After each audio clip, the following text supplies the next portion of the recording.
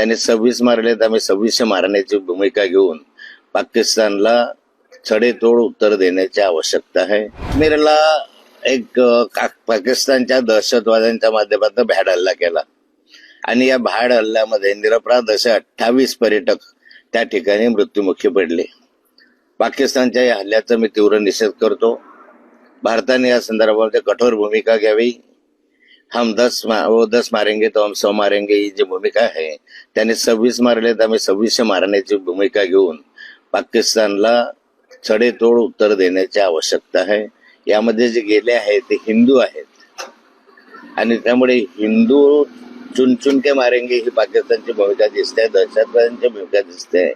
हा देश हिंदूंचा आहे आणि त्यामुळे या ठिकाणी सर्वांनी एकत्र होऊन सरकारला पाठिंबा देऊन सर्व पक्षीयांनी या ठिकाणी भूमिका घेऊन पाकिस्तानला धडा शिकवण्याची आवश्यकता आहे.